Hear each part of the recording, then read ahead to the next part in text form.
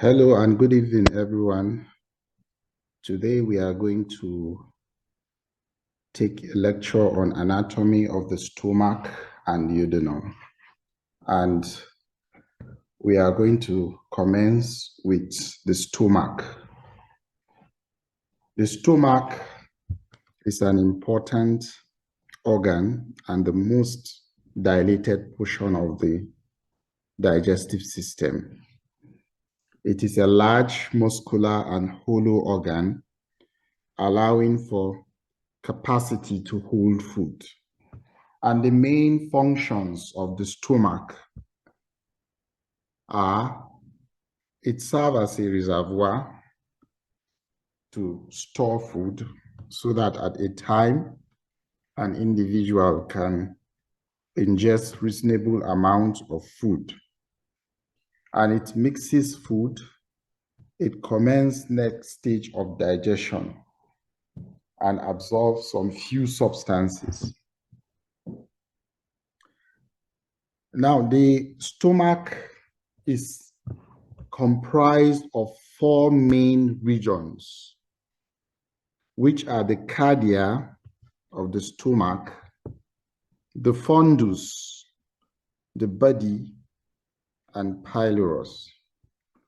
The stomach is located in the human body, left to the midline, and centrally in the upper area of the abdomen. And this is significant in the way a patient may present with a pathology in the stomach.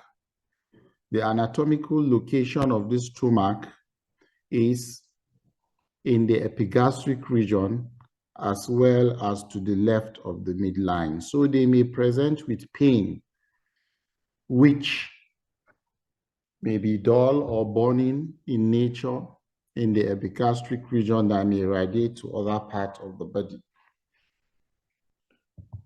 Now, this stomach connects the esophagus to the duodenum.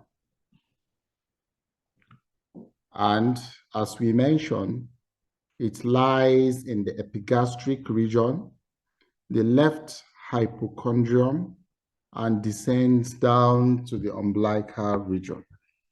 Now, sometimes in the patient with gastric outlet obstruction,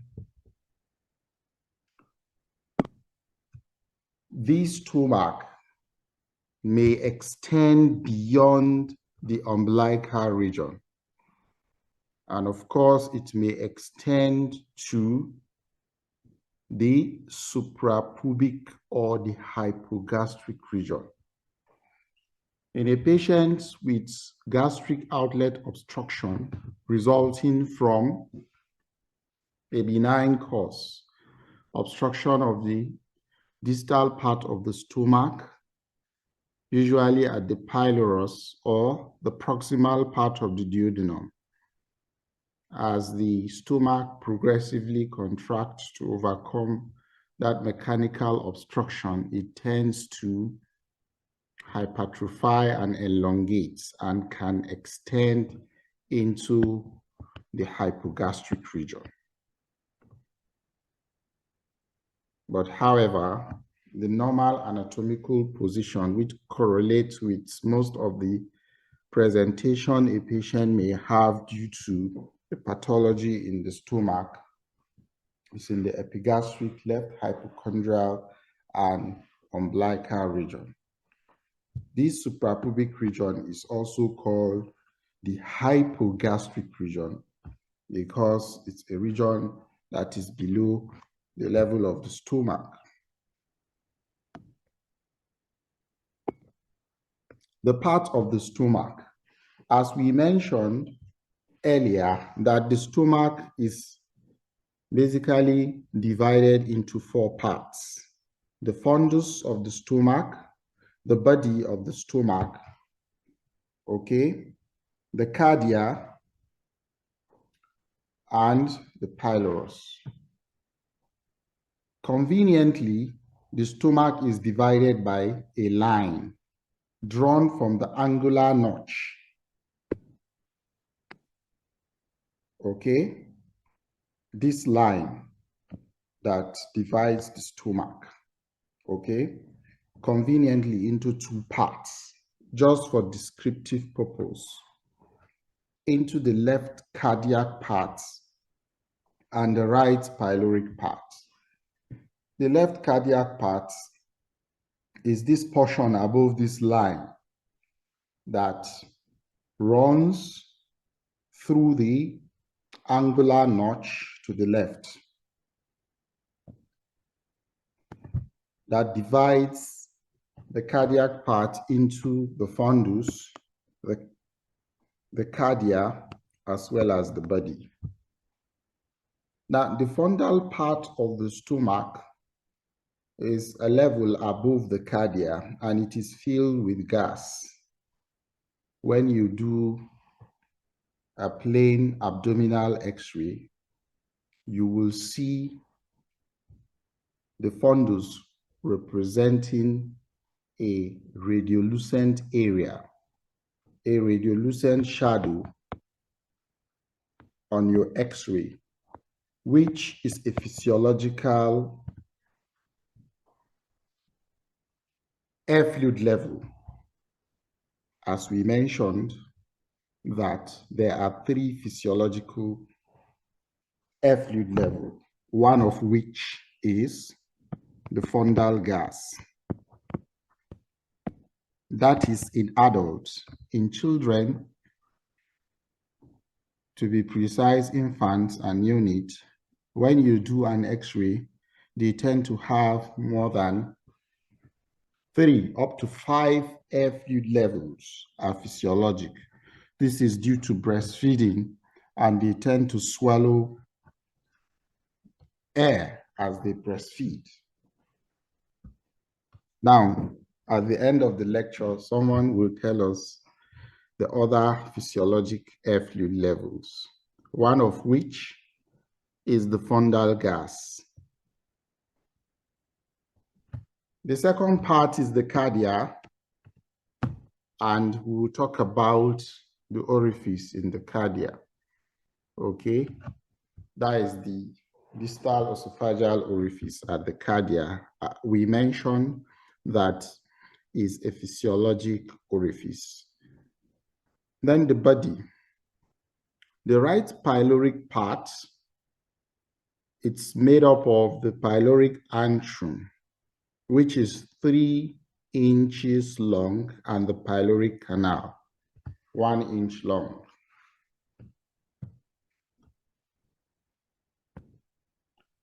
And of course, the demarcation between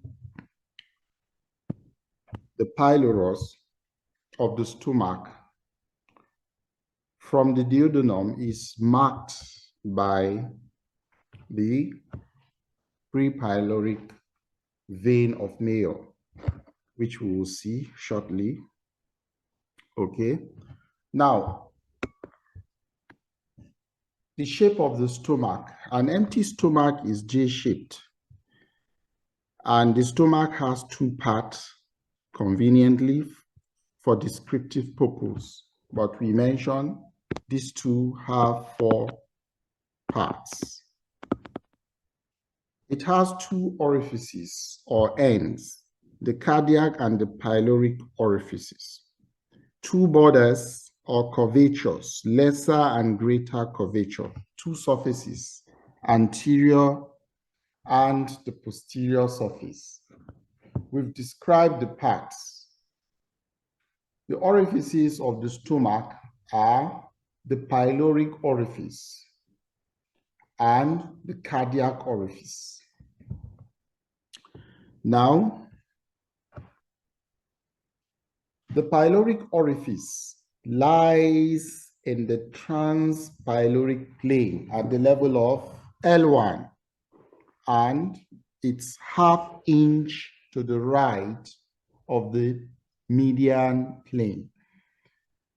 If you remember your surface anatomy, we described the transpyloric plane, and it derived its name by passing through the level of the pylorus of the stomach. the transpyloric plane. You should review your lecture for surface anatomy. And this pyloric orifice is ½ inch to the right of the median plane, while the cardiac orifice at the level of T11 vertebra. It's 1 inch from junction of the left 7th costal cartilage with the sternum.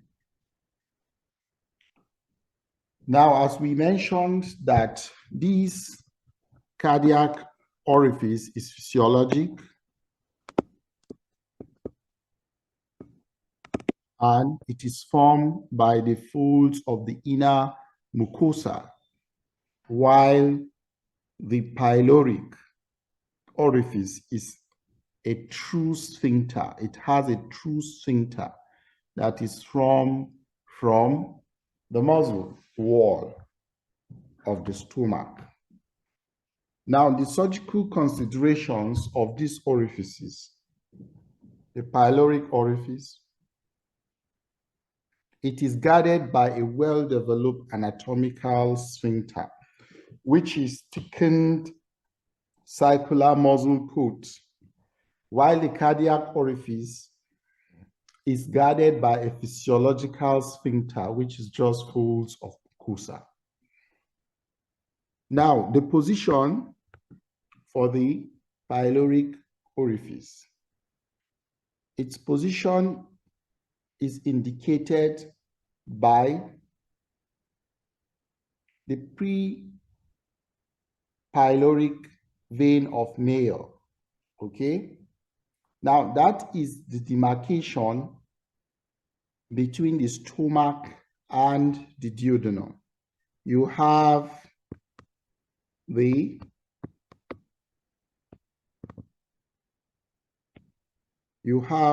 this level, you have the pre-pyloric vein of Mayer. And as we mentioned yesterday, in a patient with infantile hypertrophic pyloric stenosis causing gastric outlet obstruction, to relieve that obstruction, you make a transverse or a longitudinal incision along the pylorus, not bridging the mucosa. You make an incision on the pylorus, and the landmark that guides your extent of incision so that you don't extend into the duodenum is the pre-pyloric vein of Mayer. Now, regarding the cardiac orifice, when you are doing upper GI endoscopy, that cardiac orifice lies about 45 centimeters from the incisors teeth. As we mentioned earlier, that the esophagus is 25 centimeters in length.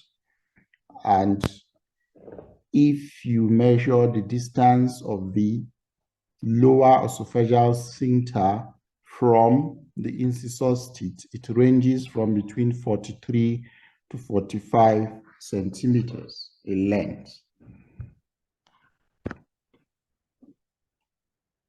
Now, regarding their mobility, the pyloric orifice is highly mobile due to its attachment to the greater omentum, while the cardiac orifice is fixed.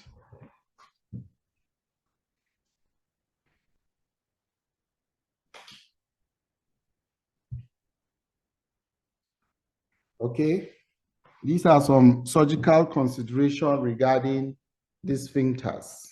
Now, the borders of the stomach has the greater curvature, which is the long convex border of the stomach that gives attachment to the greater omentum, that is shown by the green line on this diagram. And the lesser curvature is short concave border that gives attachment to the lesser omentum, as indicated by the pink line. And the greater curvature forms the long convex lateral border of the stomach, arising at the cardiac notch. It arches backward and passes inferiorly to the left. It curves to the right as it continues medially to reach the pyloric antrum. Now you should know the short gastric arteries and the right and left gastro-omental or gastroepiploic arteries supply branches to the greater omentum. We will see this in detail when discussing the arterial supply of the stomach. Lesser curvature forms the shorter concave medial surface of the stomach. The most inferior part of the lesser curvature, which is the angular notch, indicates the junction of the body and the pyloric region of the stomach. The lesser curvature gives attachment to the hepatogastric ligament and is supplied by the left gastric artery and the right gastric branch of the hepatic artery. So we'll see this shortly. Now, these borders give attachment to the greater and the lesser omentum. These are important peritoneal folds that play significant role in the anatomy of the abdomen. The greater omentum is also regarded as the policeman of the abdomen. It is a fold of omentum that it is a double layer fold that folds upon itself to form a 4-layer folds. It hangs down from the greater curvature of the stomach and folds backward upon itself, where it attaches to the transverse colon. It contains many lymph nodes and may adhere to inflamed areas, therefore playing a key role in gastrointestinal immunity, minimizing spread of intraperitoneal infection. Now, you should know that this omentum has important role during intra-abdominal infection. It tends to migrate to the site of infection or inflammation to wrap up or contain that infection or inflammation, preventing its spread to other parts of the peritoneal cavity. And because of its richly embedded lymph nodes, malignancies tend to involve this greater omentum. You will see the omentum being caked when infiltrated by malignancy. It can become studded, hardened, and caked, especially in intra-abdominal malignancies arising from either the stomach, the ovary, or the colon. That's why you remove this along when you are doing resection of the stomach. You are doing gastrectomy for malignancy, you do omentectomy along. If you are removing ovarian malignancy, you do omentectomy along. Most of these intra-abdominal malignancy that commonly involve the omentum, you take the organ along with the omentum. Now, and of course, because of its richly are embedded macrophages. They are involved in minimizing spread of intraperitoneal infections. Now, the lesser omentum, which, okay, is continuous with the peritoneal layer of the stomach and duodenum. This smaller peritoneal fold arises at the lesser curvature and it ascends to attach to the liver. The main function of the lesser omentum is to attach the stomach and the duodenum to the liver. So it has two parts, which we will see shortly: the gastrohepatic, okay, or hepatogastric ligament, and the hepatoduodenal ligaments. And of course, they contain blood vessels. One significant thing you need to know about this omentum, this lesser omentum, just behind it, you have a major vessel, which is the abdominal aorta. It lies deep as a deep posterior relation of this lesser omentum. So this is not a place you want to just manipulate anyhow without caution, without understanding the relations all around this space. Now, together, the greater and the lesser omentum divides the abdominal cavity into two: the greater and the lesser sac. We talked about this in detail in anatomy of the peritoneum. The stomach lies immediately anterior to the lesser sac, and the greater and the lesser sac communicate via the epiploic foramen, a hole in the lesser omentum. Now, these epiploic foramen communicates the lesser sac to the greater sac. And of course, we'll see shortly in some diagram, okay, describing this foramen. Now, the lesser omentum, as we mentioned, has two parts: the hepatogastric, which is painted in green on the image, and hepatoduodenal ligament. Now, these two maintain the position of the stomach and the first part of the duodenum to the liver.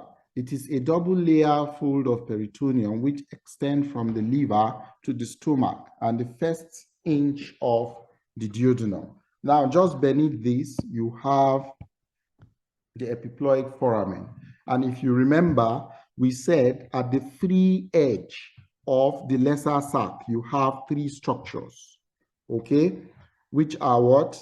The bile duct, okay, the hepatic artery, and the portal vein. Yes, and of course, during operation for the liver, when you have hepatic trauma laceration, or when you are doing surgery for the liver to minimize bleeding, you do what is called the Pringles maneuver by insinuating your index finger below the free margin of this lesser sac while the thumb is above, and you pinch, okay?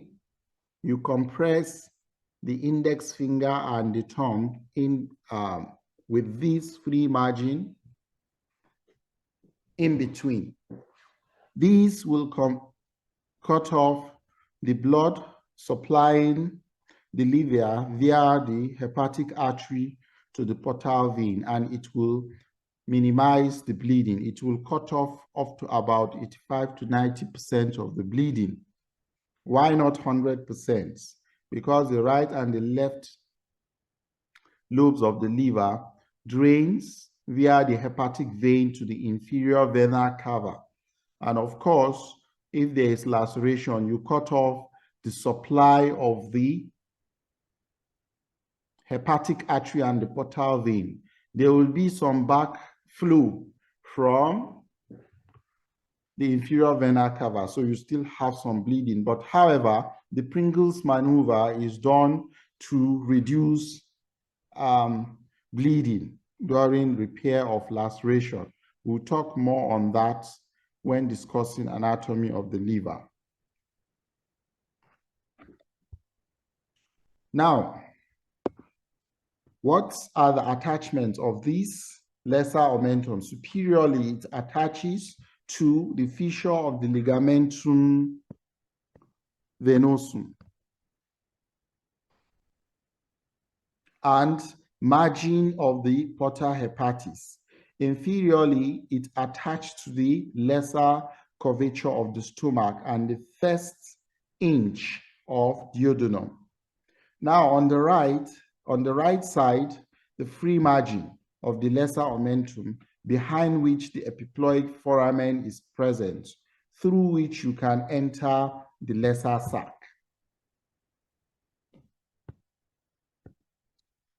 Now, what are the contents of these lesser omentum? Three structures in its right free border. We mentioned the bile duct, the hepatic artery, and the portal vein. The second question after the lecture is to tell me the arrangement of these vessels, because it's a common question in your MCQs. What are the arrangements? Where is the bile duct, portal vein, and hepatic artery? Three structures close to the lesser curvature are the right gastric artery, a branch from the hepatic artery, then the left gastric artery, a branch from the celiac trunk, and superior gastric lymph node. Now, you should know that the hepatic artery could be compressed in this free border, okay, in cholecystectomy when there is continuous bleeding during cholecystectomy, but of course not of hepatic repair of laceration. Now, when you are doing cholecystectomy, that is surgical excision of the gallbladder, there is the cystic artery, okay, which is a branch of the hepatic artery. The first thing you do, okay, you ligate that cystic artery in what is called the Carlot's triangle. Then in some cases where you have difficulty, there's still bleeding, you now, okay, compress on this hepatic artery. Now, the greater omentum. Now, the greater omentum, as we know and mentioned earlier, is a four-layered, okay, it's a two-layered wrapping upon itself, forming a four-layer. It has the gastrocolic part, the omental apron, as well as the gastrosplenic. They are all derived from this greater omentum. It is a large fold of peritoneum which hangs down from the greater curvature of the stomach. And we mention all its rules, and it is termed the policeman of the abdomen. Now, if you open these greater omentum, maybe at its connection to the colon, if you open, you gain entry into the lesser sac, and you can see how it hangs down, covering the intestine as an apron.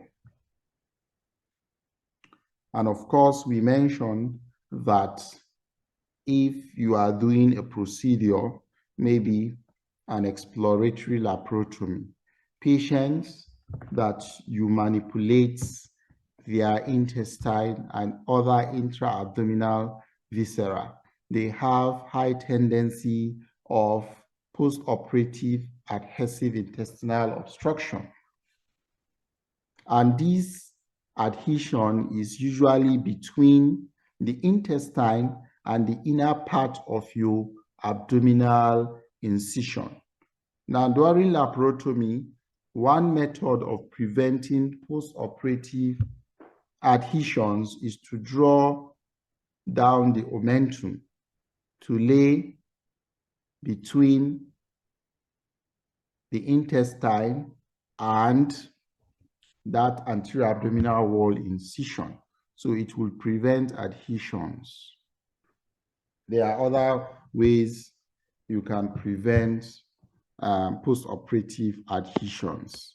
Now, as we mentioned, that it is formed of 4 layers, anterior to first and second layer, okay, that are attached to the greater curvature of the stomach. It now bends to form posterior 2, which are the third and the fourth. The third layer is continuous with the second layer, okay, ascends to cover the pancreas, okay, that is the omental apron. The fourth layer, okay, continuation of the first layer, covers the transverse colon to form transverse mesocolon. And if you look at this diagram carefully, you will see how each of these layers transform to other layer. And intraoperatively, if you are doing a procedure, you want to gain access to the pancreas. What you do, you just open this, okay? You just open the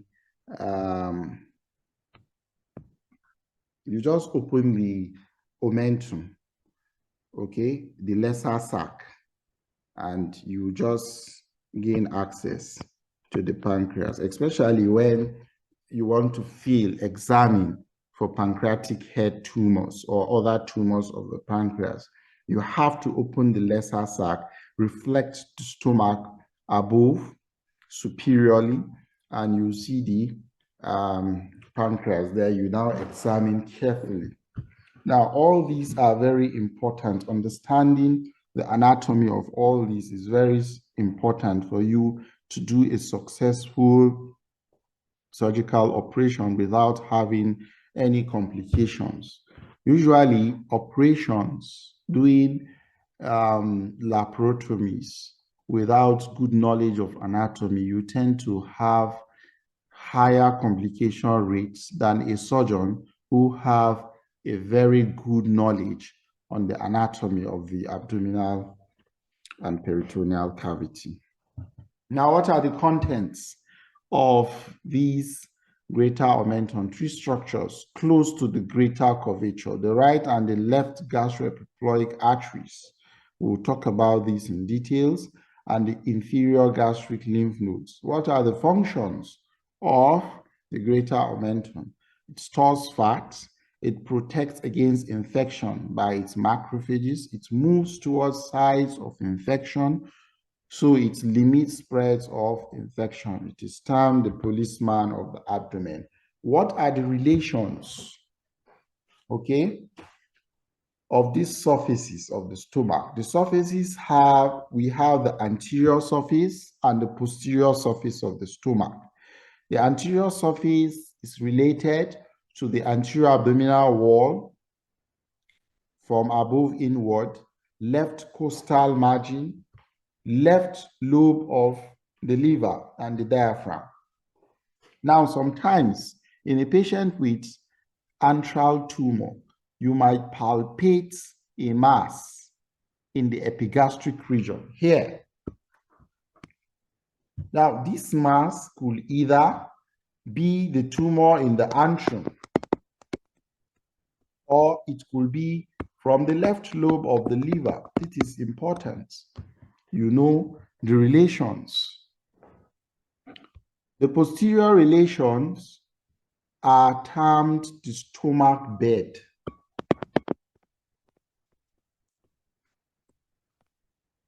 When you are asked of posterior relations of the stomach or the stomach bed, they are the left kidney, the left suprarenal gland, the pancreas, transverse colon, left dome of the diaphragm, and the spleen. These have clinical significance in a patient with a piercing or penetrating gastric ulcer that penetrates into the pancreas, okay? It can penetrate into the pancreas because it's a direct posterior relation of the stomach. It forms the stomach bed. And also the transverse colon in a patient who has colonic cancer or transverse colonic tumor that invades the stomach, presenting maybe with an unresectable malignancy. These can cause a fistula, a gastrocolic fistula, and you have a patient who has symptoms of change in bowel habits characterizing a colonic tumor, and later he starts having vomitors, and these vomitors is fecal in nature.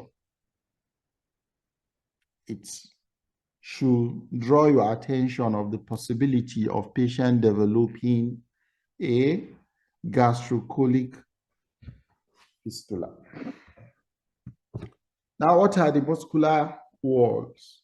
The muscular wall of the stomach, there are 3 layers. It consists of 3 layers of muscle: the outer longitudinal muscle, the middle circular, very thick in the pyloric area, okay, and forms pyloric sphincter. Now, the anatomic sphincter that is formed at the pyloric region, that at the pyloric orifice, usually is formed from the middle circular muscles, and of course, of the muscular wall at the pylorus is more thickened because that is the area that has more contractions to propel the content into the duodenum.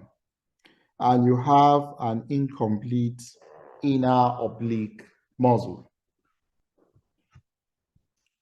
You can see how these inner or the middle circular muscle are thickened to form the pyloric sphincter.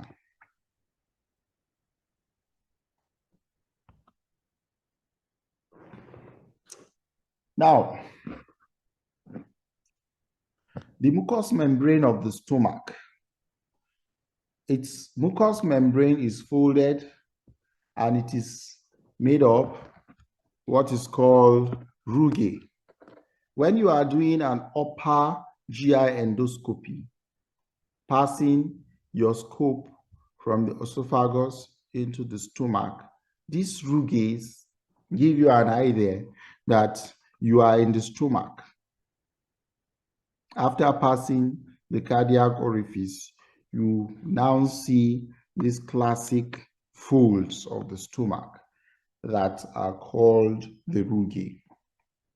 And the mucosa is made up of various types of cells which secrete different substances. The parietal cells that secrete hydrochloric acids, the chief cells secrete pepsinogen, enteroendocrine cells secrete gastrin, and the mucous neck cells secrete mucus.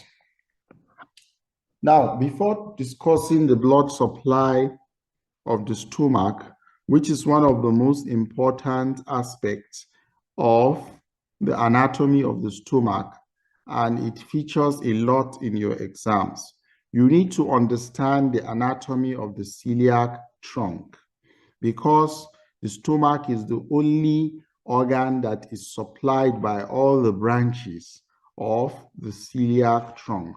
So the celiac trunk is, or the celiac artery, is a major artery that supplies the foregut of the gastrointestinal tract. It's a branch on the anterior part of the abdominal aorta. Now, you should know that the celiac trunk supplies the foregut.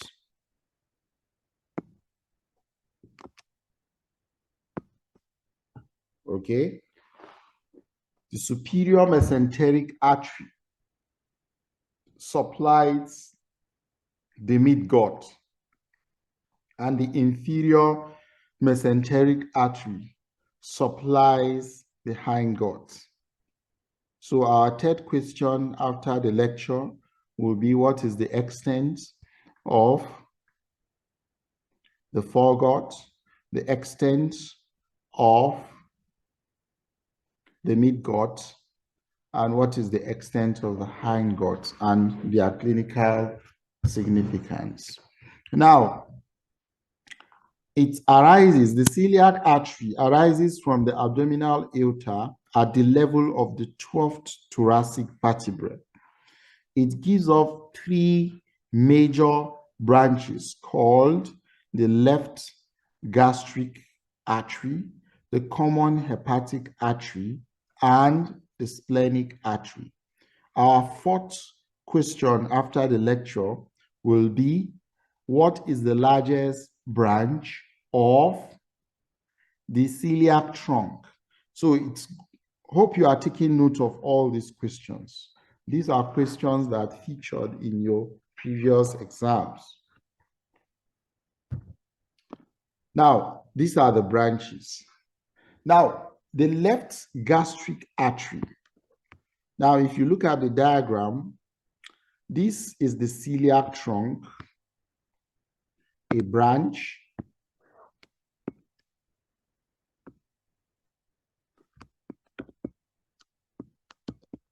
And this greenish part is the left gastric artery. It is the smallest and the first branch that arises from the celiac trunk and passes into the lesser omentum along the lesser curvature of the stomach to supply the superior portion of the stomach.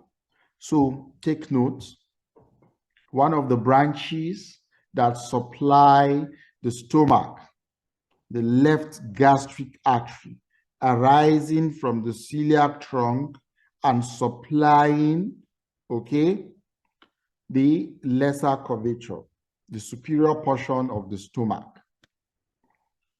Now, this other branch, the common hepatic artery. The common hepatic artery is a branch of the celiac trunk. It divides into hepatic artery proper and gastroduodenal artery. Take notes.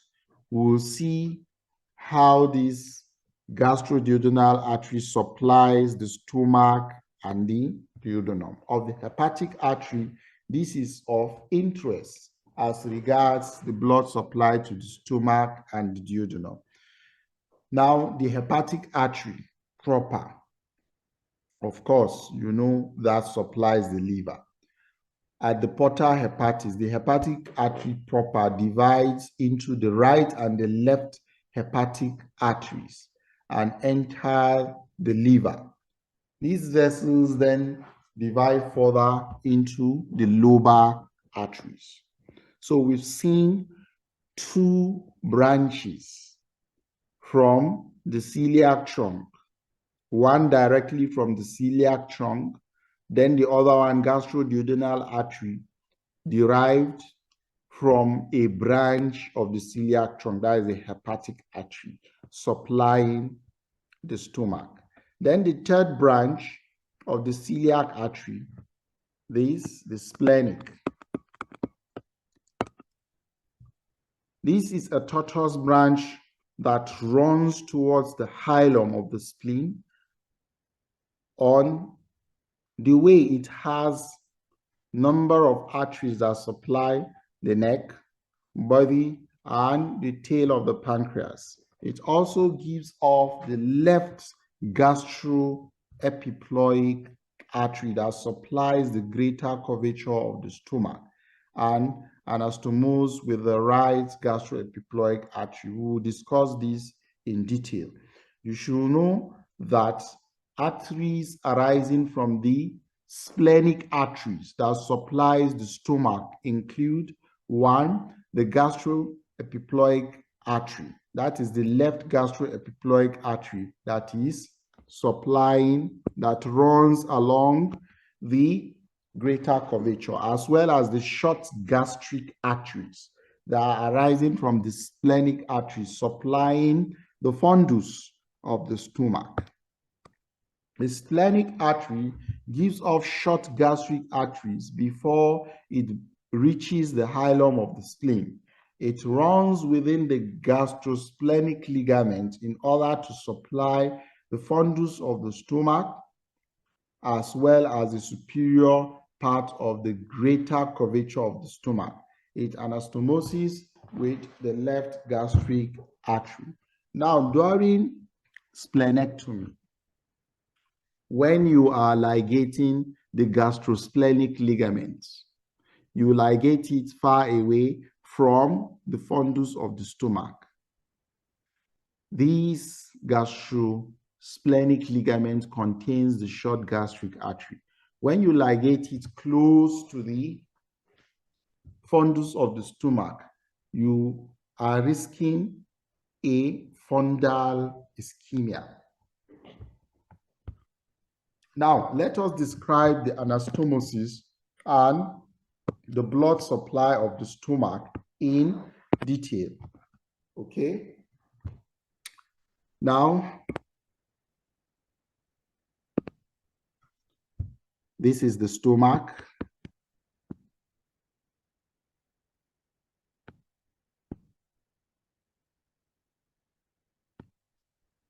Okay?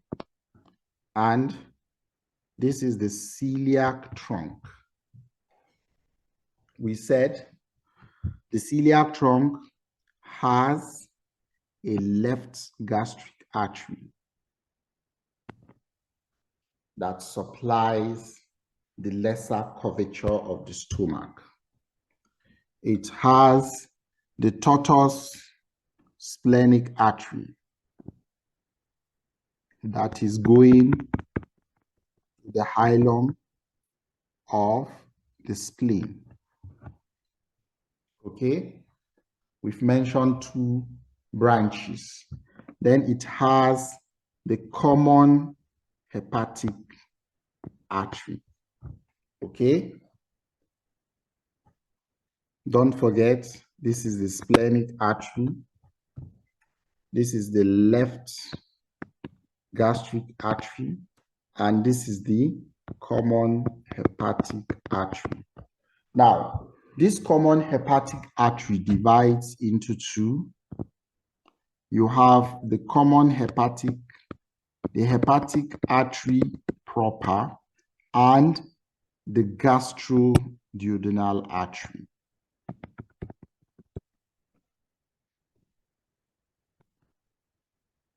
This is the gastroduodenal artery. Okay? We've seen the three branches and their subsequent division. The left gastric artery, the splenic artery, and the common hepatic artery. The common hepatic artery further divides into the hepatic artery proper and the gastroduodenal artery. Now, you should know that the gastroduodenal artery divides into the right gastroepiploic artery along the greater curvature and continues as the superior pancreaticoduodenal artery. The right gastric artery divides into the right gastroepiploic artery. This is the right gastroepiploic artery. We are done with the gastroduodenal artery. Then the splenic artery. Let's come back to the splenic artery. The splenic artery gives off short gastric arteries that supplies the fundus of the stomach, the short gastric artery. It now gives the left gastroepiploic artery, the left gastroepiploic artery. This left gastroepiploic artery along the greater curvature, the anastomose. It's anastomose with the right gastroepiploic artery. Now, don't forget, the hepatic artery proper gives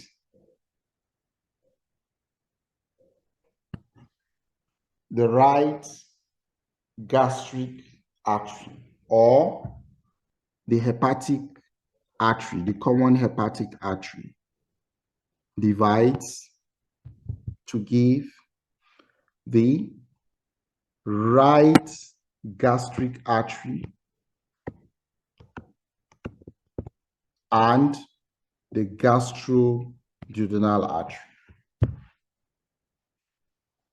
So now the right gastric artery is in the lesser curvature and it anastomoses with the left gastric artery.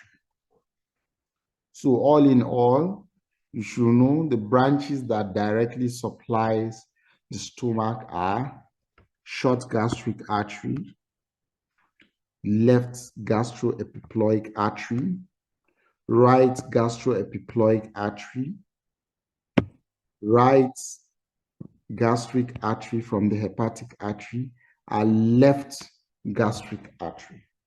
This superior pancreaticoduodenal artery divides into two, okay, anterior and posterior branch. We'll talk about that later. And it's anastomosed with inferior pancreaticoduodenal artery, the first branch of the superior mesenteric artery.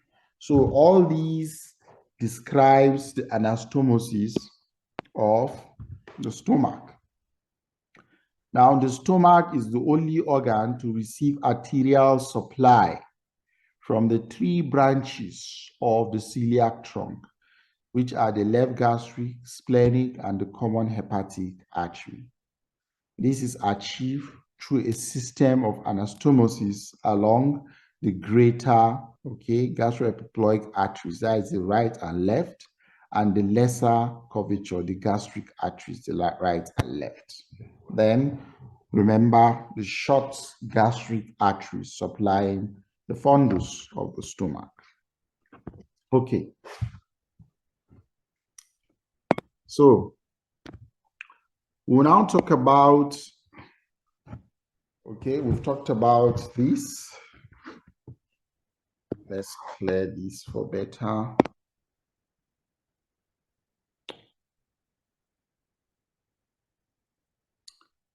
So we'll just briefly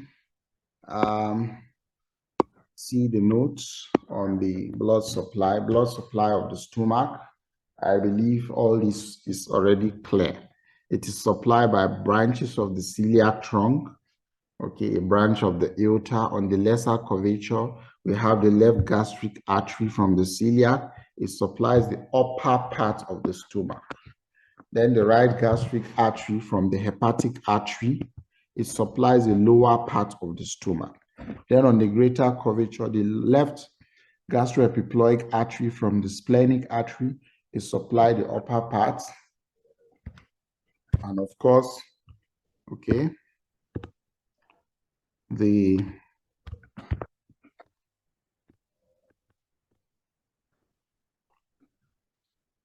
right gastroepiploic artery, okay, from the hepatic, it supplies the lower part of the stomach, and the short gastric artery from the splenic arteries that supplies the fundus of the stomach. Okay. So let's continue. Now, the venous drainage of the stomach. The venous drainage of the stomach. The left and the right gastric veins drain directly into the portal vein. If you remember you go and review our anatomy for esophagus. These veins here, the left gastric vein, anastomose with esophageal vein from the azygos, which is systemic, and in portal hypertension, when the portal pressure goes beyond 12 millimeters of mercury, they develop symptoms of engorgement of those sites of anastomosis. And if there's ulceration, it can bleed, presenting with an upper GI bleeding. Short gastric veins and the left gastroepiploic veins join the splenic vein. So take note of where these tributaries drain into. For the left and right gastric vein that follows those arteries, they drain into the portal vein. And for the right, for the short gastric vein and the left gastroepiploic vein, they drain into the splenic vein. Then the right gastroepiploic vein joins the superior mesenteric vein. Okay. Now, the nerve supply of the stomach. This is important. It is supplied by autonomic fibers derived from celiac plexus. Celiac plexus. It's derived, okay, autonomic fiber. Now you should know the role of each of the arms of the autonomic nervous system here as regards to the supply to the stomach. The parasympathetic, what does it do? It increases the peristalsis and secretions of the stomach. The sympathetic, what does it do? It decreases the peristalsis and the secretion of the stomach. Parasympathetic, anterior and the posterior vagi, which are responsible for increasing the peristalsis and secretion. Now, the parasympathetic is derived from the vagus nerve. Then the sympathetic, okay, greater splanchnic nerve, which are derived from the sympathetic trunk. Now, look at this diagram. It's showing us the origin of the sympathetic and the parasympathetic. Okay, you can see the greater splanchnic, the lesser splanchnic forming the celiac ganglion, all these originating from the sympathetic ganglion and supplying abdominal viscera. Now, if you look at the parasympathetic is cranial nerve 10, which is the vagus nerve. And you can see how the vagus supplies all these structures. Look at the stomach. Lymphatic drainage of the stomach. Now, this is very, very important with respect to malignancy of the stomach. And you should know that all the drainage eventually drains into the celiac group of lymph nodes. All the various stations, there are up to about 18 stations of lymph nodes of the stomach. They eventually drain into the celiac group of lymph nodes. And for descriptive purpose, this stomach is divided into 3 zones to describe the lymphatic drainage of the stomach. You have the zone A, B, and C. Now let's see how this is divided. The stomach is divided by an imaginary line, okay, along its longitudinal axis into the right 2/3, which is zone A. This is the imaginary line here. Okay. It divides this into the right 2/3, which is zone A, and the left 1/3, which in turn, when you have 2/3, then the posterior part or the left 1/3, which is further divided into 2. This left 1/3 has an upper 1/3, which is zone B, and a lower 2/3, which is zone C. Now, this will now give you a simpler pattern of drainage of these lymph nodes. Zone A are described as what? The lymph nodes, lymphatics drain into the superior gastric lymph nodes. And of course, they eventually, from the superior, drain into the celiac group of lymph nodes. Zone B, the pancreatico-splenic group of lymph nodes, which eventually drain into the celiac group of lymph node. And the zone C, the inferior gastric and the subpyloric group of lymph nodes also eventually drain into the what? Celiac group of lymph nodes. The celiac lymph nodes are the terminal group for lymphatic drainage of the stomach. Okay? So now we are going to talk about the duodenum. Okay? Now, the name duodenum is derived from 12 fingers. Duodenum digitorum simply means 12 finger lengths. Length of 12 fingers. That is about 25 centimeters. Each finger is roughly about 2 centimeters. Okay. Now it is 25 to 30 centimeters long. It has 4 parts.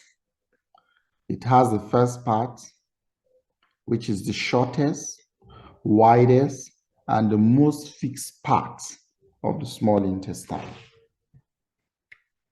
Now you should know that the first 3 centimeters of the first part of the duodenum is intraperitoneum. Intraperitoneal is covered by the peritoneum. Other parts of the duodenum are all retroperitoneum. Only the anterior surface will have some peritoneal covering. Now,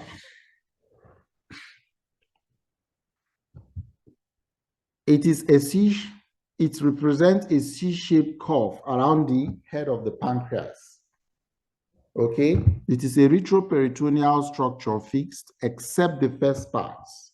The first 1 inch, and you know 1 inch is 2.5 cm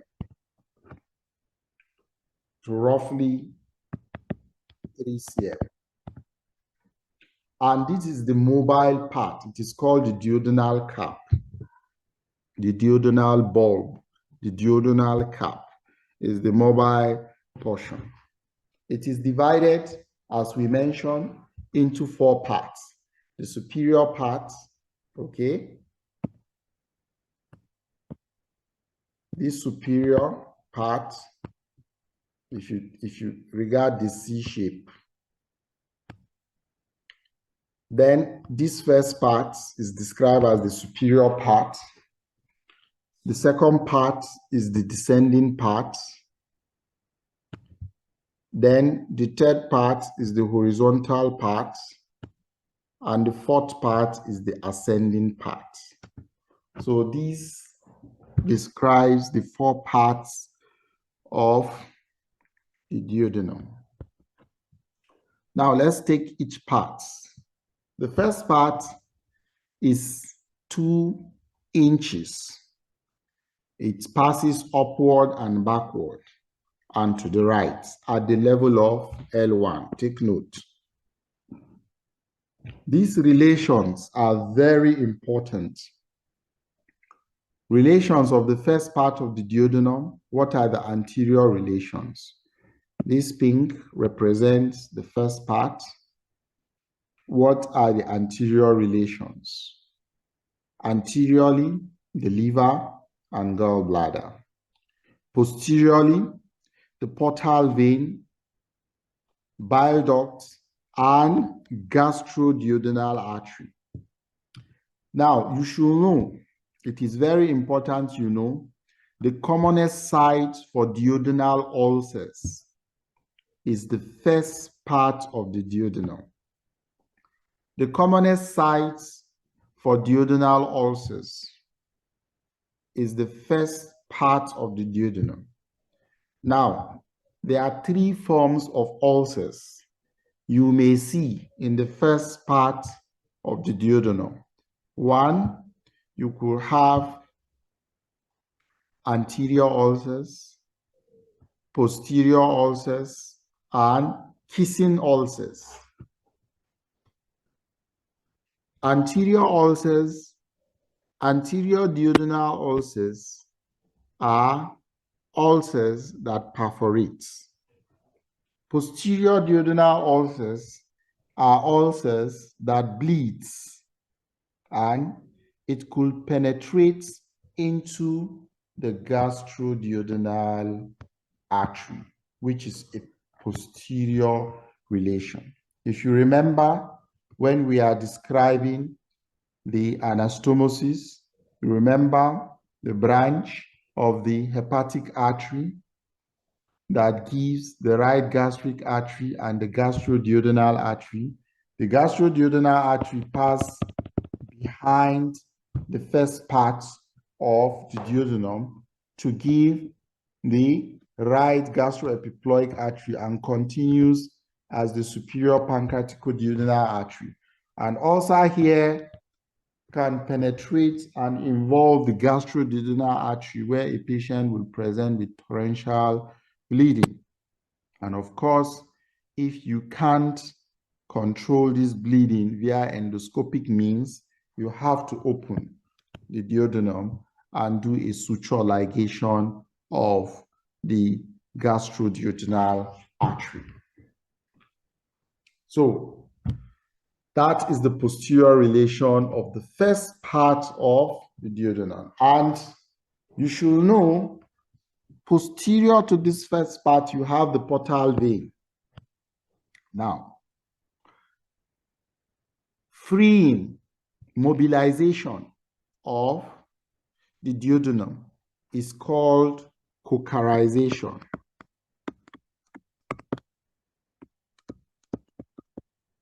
Of course, we said the duodenum is a retroperitoneal fixed part of the small intestine. Only the first 2.5 to 3 cm is covered with peritoneum and mobile.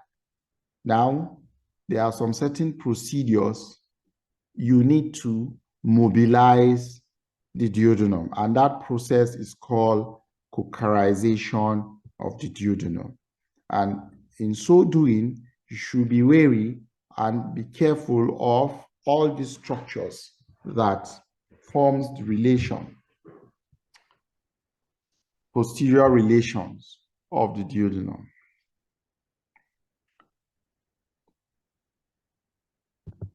Okay, now, inferiorly, the first part, which is this pinkish, of course, you can see it's related to the head of the pancreas. So you should take note of that. Then superiorly, the lesser omentum, which is a sac here. The lesser omentum is here, and just the entrance of the foramen Winslow lies behind. Okay. Now, the second part of the duodenum. The second part is 3 inches long. It is directed downwards. If you remember the C, the first part, superior. The second part is directed downward. The third part is horizontal. Then the fourth part it ascends. Now you should take note of the level. It extends from L1 to L3. The second part of the duodenum extends from L1 to L3. Now, you should know there is an opening which we will talk about on the second part of the duodenum.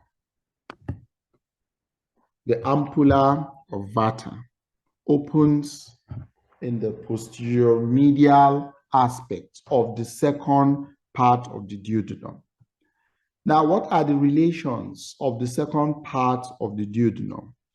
Medially, of course, we know the head of the pancreas is there.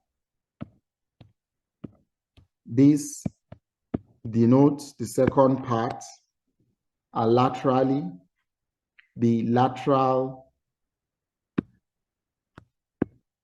colic flexure. Now, resection of the colon called hemicolectomy, right hemicolectomy. If you are doing a right hemicolectomy where you resect the cecum ascending colon up to the proximal 1/3 of the transverse colon, one of the structures that is injured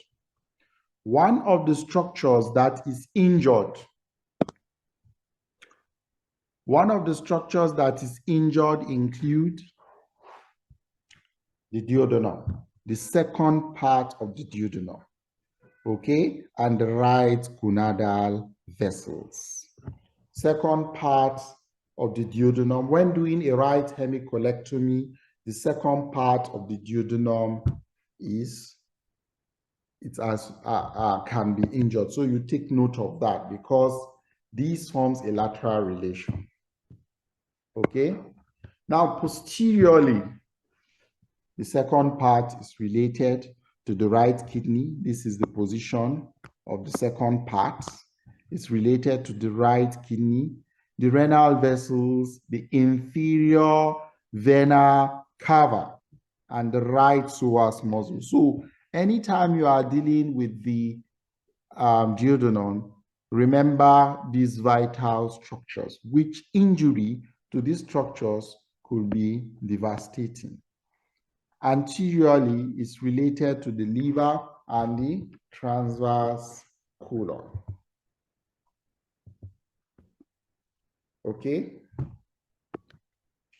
The bile duct, the pancreatic duct, okay. The bile duct and the pancreatic duct unite to form the ampulla of Vata, the hepatopancreatic ampulla.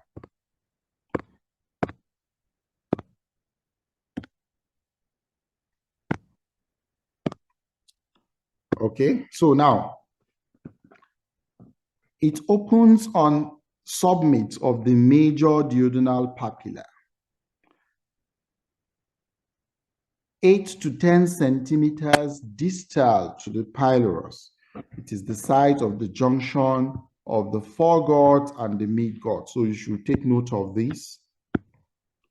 The opening of the ampulla is the junction of the foregut and the midgut, which is about 8 to 10 centimeters from the pylorus.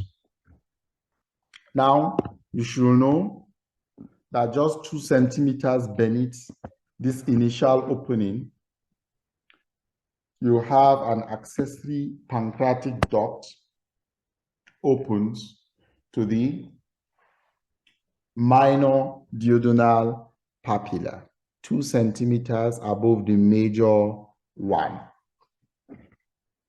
So you can have an accessory pancreatic duct opening. Now the third part The length is 4 inches.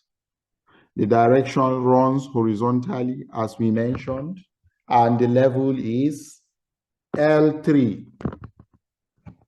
Relations of the third part of the duodenum: superiorly, head of the pancreas; inferiorly, coils of jejunum; anteriorly, superior mesenteric vessels. This is also very important. Superior mesenteric vessels, you can see just at the neck of the pancreas. Here you can see the crosses the third part of the duodenum. And posteriorly, you can see how the duodenum is related to the aorta, okay, the right gonadal vessels, and the psoas muscle. So duodenum is not a structure you just want to mobilize anyhow without a good knowledge of anatomy of the structures that are surrounding it. The fourth part is 1 inch, and the direction is upward, it ascends. The level is at L2. Relations of the fourth part of the duodenum: transverse colon. Anteriorly, to the right is the head of the pancreas, and to the left kidney. Now, posteriorly, left renal vessels, left gonadal vessels, psoas muscle. Now, if you remember all these landmarks we drew, the first part, okay, L1, second part, L1 to L3, okay, you can see third part at the L3, okay, then the fourth part ascends to L2, and it terminates at the junction called the duodenojejunal junction, or the DJ junction. And of course, you should know that the DJ junction is called DJ, or the duodenojejunal junction is attached to the posterior abdominal wall by the ligaments of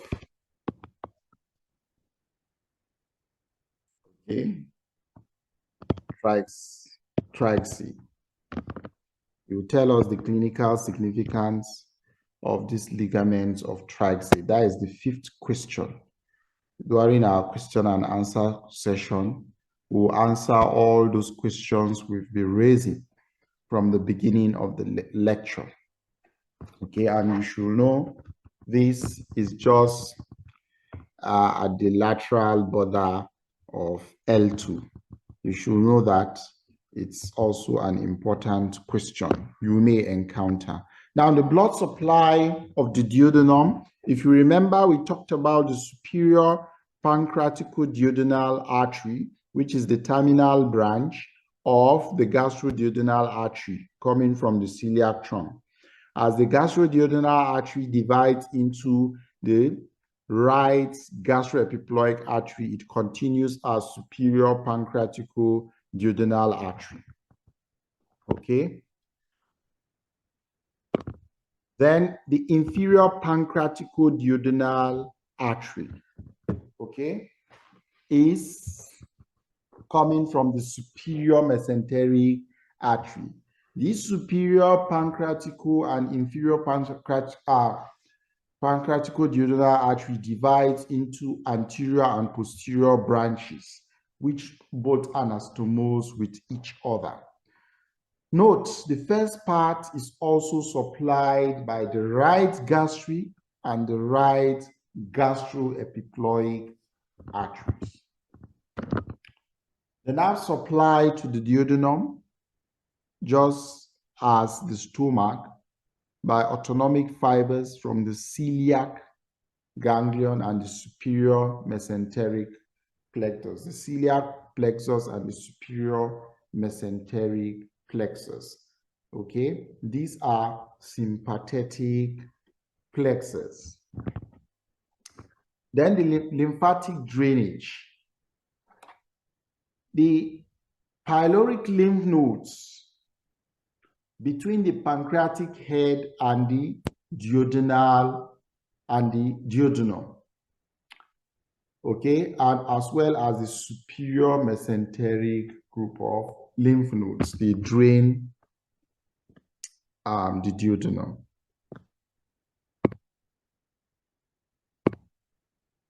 So we are going to, okay,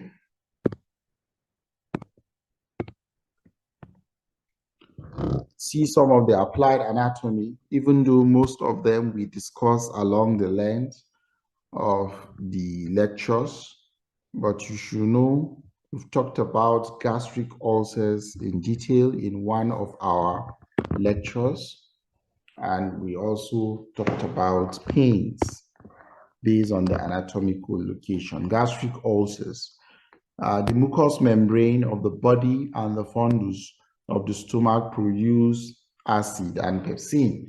The secretion of the antrum and pyloric canal is mucus and weakly alkaline. You should know that the secretion of acid and pepsin is controlled by two mechanisms: the vagus nerve and hormonal gastrin by the antral mucosa. You should know that the surgical treatment of chronic gastric and duodenal ulcer aim to reduce the amount of acid. We've talked about this in detail in the lectures for gastric ulcer. You can go and review them. And pain, gastric pain is referred to the epigastric, okay, carried through the great splanchnic nerve and the celiac ganglion to the spinal cord. And you should also know that the mucosa of the duodenum has abundant Bronner's gland that secrete alkali that neutralizes secretions of acidic stomach. So we are going to stop here. It's now time for question and answer session. So if you have any questions, you ask. However, even me, I asked several questions. It's time for you to respond to those questions. Okay? So what are the various questions we asked? Dr. Abdullahi, we are going to, let me unmute you so that you respond. Thank you, sir. Yes, the first question. Yeah, the first question it asks about the airfield levels, the 3 physiologic airfield levels. Okay. So who will go ahead and answer?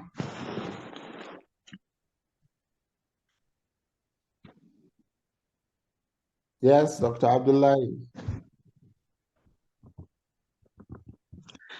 Okay, the 3 physiologic airfield levels, we already talked about the fundal gas in the stomach. And the second, we see it in the small bowel. And then the third is in the rectum, the sigmoid and rectum.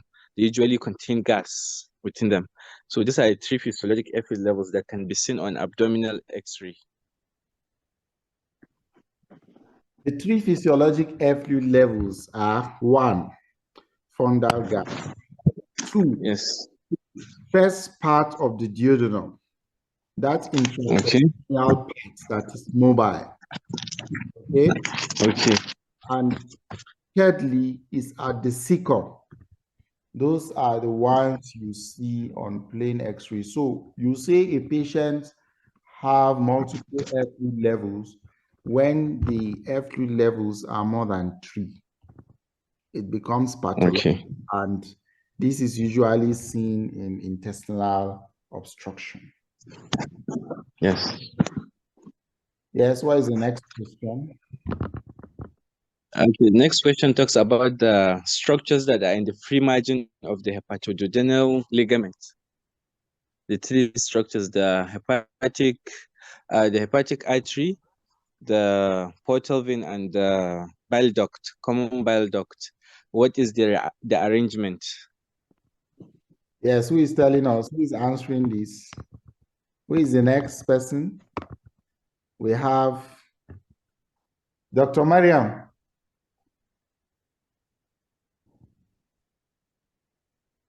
Okay, she's not with us. Or I did not allow them to unmute. Okay, you were able to talk because you are a co-host. Yes, Dr. Mariam. Yes, sir. What are the arrangements of the structures? The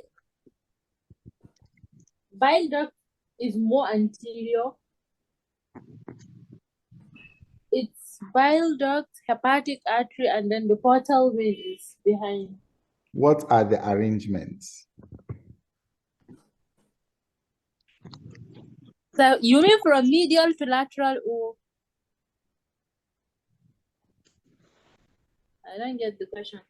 What are the arrangements of the structures in the free margin of the lesser emulsion? Okay, the bile duct is to the right. Anterior is yes. Yes. Right.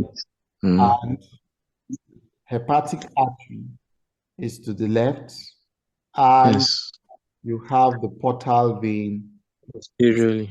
So these two structures are anterior, but which is on Yes. the right? Is the The bile duct is to the right. Then Yes. which is to the left? Hepatic artery. Hepatic artery. Posterior, the portal vein. The portal. Okay, the next question. The foregut, midgut, and hindgut, their extent Okay. and blood supply. Yes, we answer. Dr. Kashim.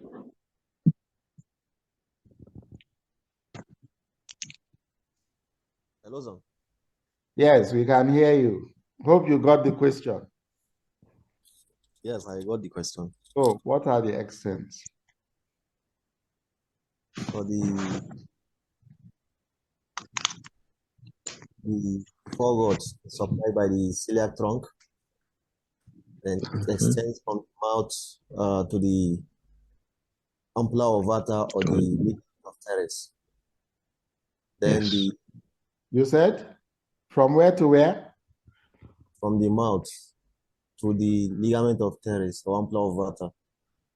It can be two locations now because ampulla ovata is not at the ligament of trachea.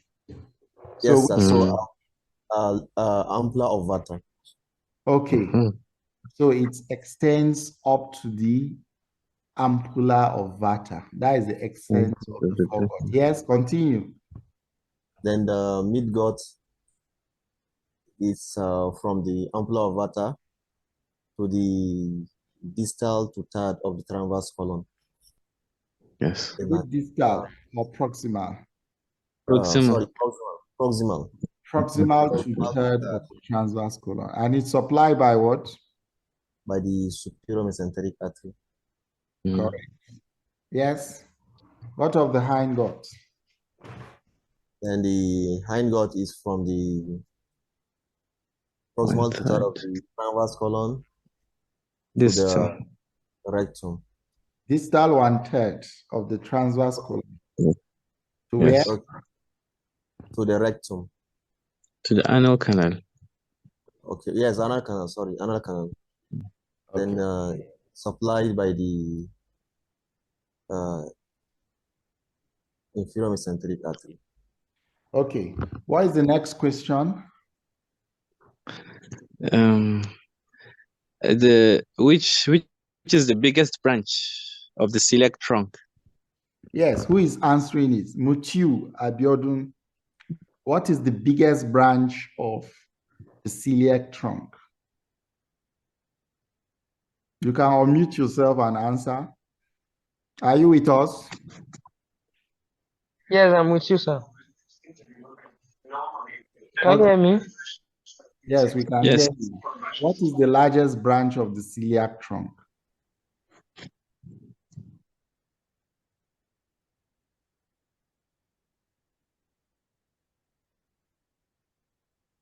Are we together? Okay, it's not with us. Zoom user, I believe this is Dr. Halima. Dr. Halima,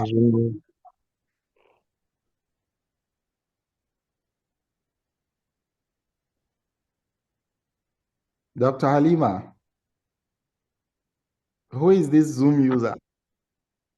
You can unmute yourself and answer the question. What is the largest branch of the celiac trunk? Yes, sir. Can you hear me now, sir? Yes, what is the largest branch of the celiac trunk?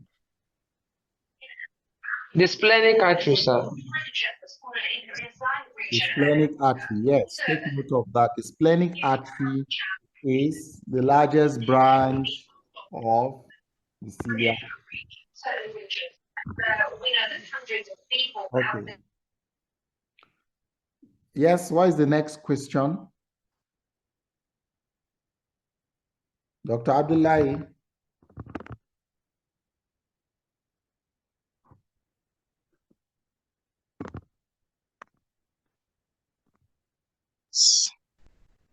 Sorry. The clinical significance of the ligament of Treitz. Yes, the ligament of Tricep. Who is Yes, answering Treitz, that yes. question? Who is this Zoom user that is refusing to unmute herself? Or himself. Okay. Who will answer the question? Let's go back. Dr. Mariam. Okay, let me attempt, sir. Where is Okay, Dr. Mariam? She Dr. has Mariam. unmuted.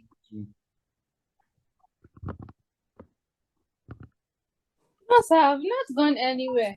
Okay, answer the question. Okay. Sir, it's very useful in mobilizing the small bowel during surgery. Mobilizing. Okay, Dr. Abdullahi, over to you. I think it is used as a landmark. It denotes the beginning of the small intestine, the end of the duodenum. We all know that. We all know that. That is what we said. Okay. That's the significant side of. No, that is not it. Who else? Zoom user. Good evening, everyone. Yes. Okay, It good evening. separates, demarcates upper GI bleeding from lower GI bleeding. Yes, that is the demarcation between the upper GI and the lower GI. So any bleeding above the ligaments of Trachea is described as an upper GI bleeding. And any bleeding below the ligaments of Trachea is regarded as lower GI bleeding. Usually, the commonest cause of lower GI bleeding is massive upper GI bleeding. And upper GI bleeding can present with melena or frank blood. And blood up to about 50 mils can give you melena. Yes, next question. Those are the 5 questions. Okay, any other question before we end the meeting? Yes, I have a question, sir. Okay, what are your questions? Regarding the right gastric artery, Yes. is it a branch of the common hepatic artery or the hepatic artery proper? It's a branch of the common hepatic artery. Okay. So that means the common hepatic artery gives off the proper hepatic gastroduodenal and right hepatic artery. So 3 branches. Yes. Okay. Except Alright. you might have some anatomical variation where it's Okay. arising from the hepatic artery proper. Okay. So the right gastric artery could arise from the hepatic artery proper or Okay. the common hepatic artery. Yes. Any other question? Okay. So we've come to the end of this lecture for today. Thank you everyone for participating. Okay, thank you very much, sir. Jazakallah khair. Thank you very much, sir. You are welcome.